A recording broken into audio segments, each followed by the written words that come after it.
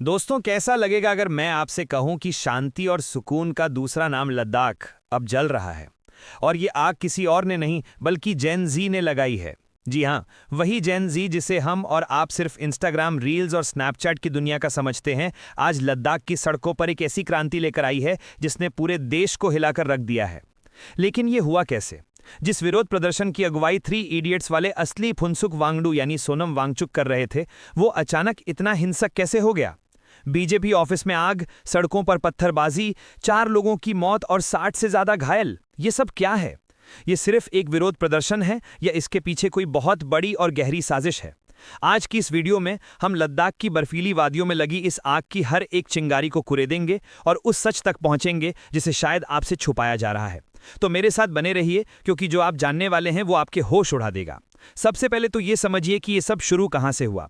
बात है 2019 की, जब आर्टिकल 370 हटा और लद्दाख को जम्मू कश्मीर से अलग करके एक यूनियन टेरिटरी बना दिया गया। सुनने में तो बड़ा अच्छा लगा कि अब लद्दाख का विकास होगा, पर यहां एक बहुत बड़ा लेकिन था। जम्मू कश्मीर को तो अपनी विधानसभा मिली, लेकिन लद्दाख को नहीं।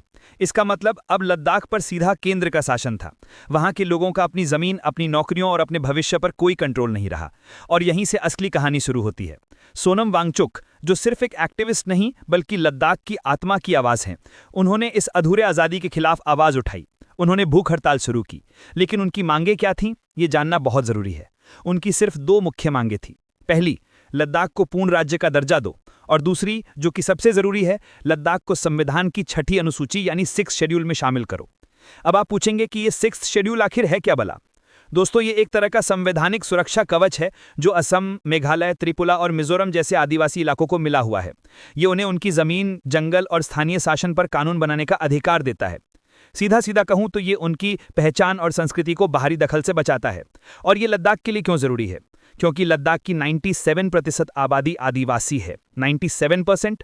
उनकी संस्कृति, उनकी जमीन, उनका इकोसिस्टम बहुत नाजुक है। उन्हें डर है कि बिना इस सुरक्षा कवच के बाहर से बड़े बड़े कॉरपोरेट आएंगे और उनकी जमीन और संसाधनों पर कब्जा कर लेंगे। और ये डर गलत नहीं है। पिछले 5 सालों से वो यही देख रहे हैं। नौकरियां जा रही हैं, वादे पूरे नहीं हो रहे, और इसी घुटन ने एक शांतिपूर्ण आंदोलन को जन्म दिया। लेकिन फिर वो हुआ जिसकी किसी ने कल्पना भी नहीं की थी। बुधवार का दिन था। कई दिनों से चल रही भूख हड़ताल की वजह से 15 लोगों की हालत बिगड़ गई और उन्हें अस्पताल ले जाना पड़ा। और बस यही वो चिंगारी थी जिसने बारूद में आग लगा दी। जिस युवा पीढ़ी को हम मोबाइल में गुम समझते हैं, वो सड़कों पर उतर आई। और इस बार उनके हाथ में मोमबत्तियां नहीं बल्कि गुस्सा था, सालों से दबा हुआ गुस्सा। और ये गुस्सा फटा बीजेपी के दफ्तर पर। दफ्तर में आग लगा दी गई, गाड़ियों को फूंक दिया गया, और देखते ही देखते शांतिपूर्ण आंदोलन एक हिंसक झड़प में बदल गया। सोनम वांगचुक ने खुद कहा, ये युवा पीढ़ी का आक्रोश था जिसने उन्हें सड़कों पर ला दिया। ये जेन जी क्रांति थी।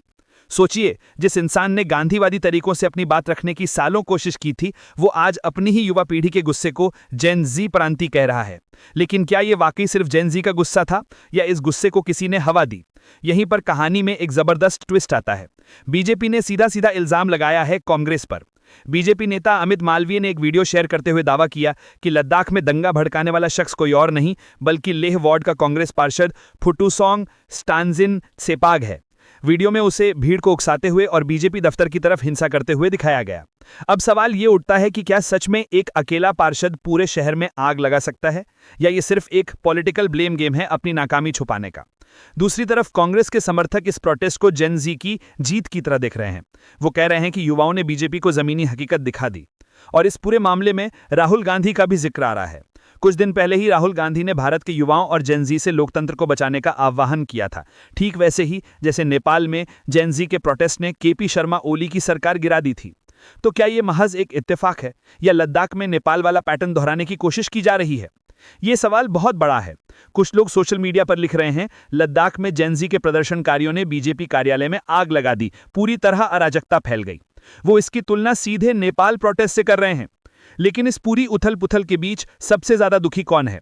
वो इंसान जिसने ये सब शुरू किया था, सोनम वांगचुक।